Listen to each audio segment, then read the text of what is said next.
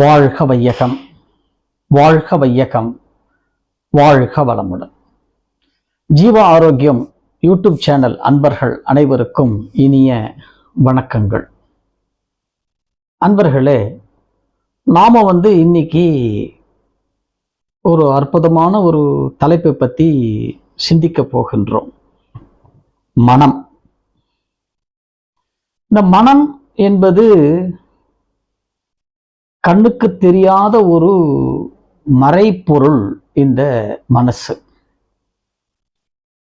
இப்போ உதாரணத்துக்கு எனக்கு தலைவலிக்குது அப்படின்னு சொல்லும் பொழுது நம்ம என்ன சொல்றோம்? எனக்கு தலைவலிக்குது, எனக்கு கண்ணு வலிக்குது, எனக்கு சளி பிடிச்சிருக்கு, இப்படின்னு ஒரு உறுப்பை காண்பித்து தான் நம்ம ஒரு நோயை பத்தியோ ஒரு உபாதையை பத்தியோ நம்ம பேசுறோம்.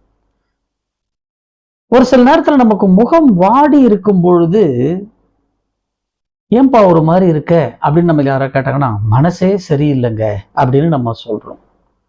இந்த மனசு சரியில்லை அப்படின்னு நம்ம ஏன் சொல்றோம்? எல்லாத்துக்கும் அடிப்படை காரணங்கள் என்ன அப்படின்னு நம்ம ஒரு சிந்திச்சு பார்த்தோம்னா, இந்த மனதனுடைய தன்மை என்ன அப்படிங்கிற ஒரு விடை நமக்கு கிடைக்கும். இப்போ மனம் அப்படின்னு சொன்னா எண்ணங்கள், பல வகையான எண்ணங்கள் நமக்கு மனசுல உதிக்கிறது, எண்ணங்களாக மலர்கின்றன. இந்த எண்ணங்கள் எப்படி வருகிறது? உடல் முழுக்க இந்த உயிர் துகள்களாக, லைஃப் ஃபோர்ஸ் பார்ட்டிகல்ஸ், உயிர் துகள்களாக உடல் முழுக்க அது உயிர் ஓடிக்கொண்டிருக்கும் பொழுது அந்த உயிருடைய ஓட்டத்திலே அலைகள் உருவாகின்றன. அந்த அலைகள் உருவாகும் பொழுது அது புலன்கள் வழியாக தொடு உணர்வு, சுவை உணர்வு, வாசனை உணர்வு, பார்வை உணர்வு, ஓசை உணர்வு என்ற 5 ஞான இந்திரியங்கள் வழியாக அது என்ன பண்ணுது கேட்டீங்கன்னா, இந்த புற உலகத்தோடு நம்மளை தொடர்பு கொள்ள வைக்கிறது. அப்படி புற உலகத்தோடு அது தொடர்பு கொள்ளும் பொழுது மனசுல நமக்கு இந்த எண்ணங்கள்லாம் உருவாகிறது. அந்த எண்ணங்கள் அதிகமாகும், அதிகமாயிட்டே இருக்கும் எண்ணங்கள். அந்த எண்ணங்கள் அதிகமாக அதிகமாக அதிகமாக இந்த மனதுனால ஒரு தாங்க முடியாம மனசுக்கு ஒரு அழுத்தம் ஏற்படுகிறது. இப்ப என்னங்கிறது, எண்ணம் மனசு ரெண்டும் சேர்த்து சொல்றமே எப்படிங்கிறது அப்படின்னா, இப்ப நீங்க ஒரு கோவிலுக்கு போறீங்க. அந்த கோவில்ல வெளியில ஒரு பூக்கடையில பூக்கள் வைத்திருக்கிறார்கள். அந்த பூக்கள்ல பார்த்தீங்கன்னா ஒரு மல்லிகை பூ இருக்கிறது, ஒரு கனகாம்பரம் பூ இருக்கிறது, பல மலர்களால் தொகுக்கப்பட்ட ஒரு பூ, கதம்பம்னு நம்ம சொல்லுவோம். இப்போ உங்களுக்கு அந்த 3 பூக்களையும் பார்க்கும் பொழுது இந்த கதம்பம்ன்ற பூ பூ நல்ல பூ வாடாம நல்லா இருக்கு. நீங்க கடைக்காரர்கிட்ட கதம்பம் ஒரு 2 முழம் கொடுப்பா அப்படின்றீங்க. நீங்க இப்ப உங்களுக்குள்ள ஒரு கேள்வி, மல்லிகை பூன்னு ஒரு பூ இருக்கிறது, கனகாம்பரம் பூ என்ற ஒரு பூ இருக்கிறது, ஆனால் கதம்பம் என்ற ஒரு பூ இருக்கிறதா அப்படின்னு ஒரு கேள்வி கேட்டா என்ன சொல்வீங்க? பூ இல்லை, ஆனா கண்ணுக்கு முன்னாடி தெரியுதே. என்ன தெரிகிறது?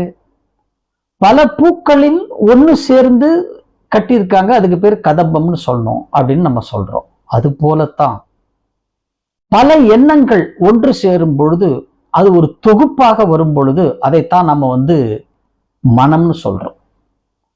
பல பூக்களின் தொகுப்பு கதம்பம், பல எண்ணங்களின் தொகுப்பு மனம். அப்ப இந்த மனதனுடைய சுபாவம் என்ன அப்படின்னு ஒரு கேள்வி கேட்டோம்னா, இந்த மனம் என்பது எப்பொழுதும் சுகத்தை மட்டுமே நாடும். ஏன்? மனதனுடைய தன்மை அதுதான். ஏன் அப்படின்னு கேட்டீங்கன்னா, மனத்துக்கு இன்னொரு பேர் என்ன அப்படின்னு கேட்டீங்கன்னா, சாந்தின்னு பேரு, அமைதின்னு பேரு, ஆனந்தம்னு பேரு, பேரானந்தம்னு பேரு, இப்படி பல பெயர்கள் உண்டு. அப்போ எல்லா வகையிலையும் இன்பத்தை தரக்கூடிய ஒரு மனசே நாம சரியில்லைன்னு சொல்றோமே, இது நியாயமா அப்படின்னு ஒரு கேள்வி கேட்கிறோம். நமக்குள்ள ஒரு கேள்வி கேட்கணும். ஏன்னா அப்ப அந்த மனதனுடைய இயற்கையான சுபாவமாகிய அந்த இன்பம், சுகம், அந்த சுகத்தை விட்டு விட்டு நாம என்ன பண்றோம் அப்படின்னு கேட்டீங்கன்னா, அந்த மனதிற்கு இந்த புற உலகத்தோடு நம்ம தொடர்பு கொள்றதுனால மாயை உலகத்திலே நாம சிக்கி அதிகமான ஒரு சுமைகளை நாம ஏற்றுக்கொள்கின்றோம். அந்த நேரத்துல மனசுக்கு ஒரு இறுக்கம் ஏற்படுகிறது. அப்ப மனம் இறுக்கம் ஏற்படும் போது என்ன ஆகும்? ரத்த ஓட்டம் அதிகமாகும், ரத்த அழுத்தம் அதிகமாகும், இருதய துடிப்பு அதிகமாகும். அப்ப பாருங்க, ஒரு பிரச்சனையினால உடல் உறுப்புகள் அனைத்தையும் இது கெட வைக்கிறது. அப்ப எனக்கு இது தேவையா அப்படின்னு கேட்டீங்கன்னா, அப்ப இதுல இருந்து நான் வெளிவரத்துக்கு என்ன வழி அப்படின்னு கேட்டீங்கன்னா, இன்னைக்கு இருக்கிற ஆங்கில மருத்துவத்துல கூட மனதை சரி செய்வதற்கு என்று ஒரு சரியான மருந்து இல்லை. மனதனுடைய அந்த ஃப்ரீக்வன்சி லெவல், அலைசுழல் வேகத்தை குறைப்பதற்காக மட்டும்தான் ஆங்கில மருத்துவத்தில் கூட மருந்துகள் இருக்கிறது. அப்ப அவர்களும் என்ன சொல்றாங்க, இன்றைய மருத்துவர்கள், ஒரு நிலை வந்த பிறகு நீங்க யோக பயிற்சிக்கு போங்க, மெடிடேஷன், தியானம் பண்ணுங்க அப்படின்னு நம்ம கிட்ட சொல்லிடுறாங்க. அப்போ நான் தியானம் செய்யணும் அப்படின்னு சொன்னா, எனக்கு தியானம்லாம் வருமா, எனக்கு மனசு ஒரு இடத்துல நிக்கலையே அப்படின்னு சொல்லும் பொழுது, எல்லாமே எடுத்த உடனே நமக்கு வந்துருமா? எந்த ஒரு பயிற்சியுமே நாம கத்துக்கும் பொழுது, ஒரு கார் ஓட்ட கத்துக்கிறோம், ஒரு 2 வீலர் ஓட்ட கத்துக்கிறோம், ஒரு சமையல் செய்ய கத்துக்கிறோம். இப்படி எந்த ஒரு கலையை நாம் கற்றாலும் நமக்கு முதல் நாளே அதனுடைய ரிசல்ட் நமக்கு வந்துருச்சான்னு பார்த்தா வராது. அப்போ ஒரு பரபரப்பு, எனக்கு உடனே கிடைக்கணுங்கிற ஒரு ஆர்வம், இதனாலதான் நமக்கு பல பிரச்சனைகள் வருகிறது.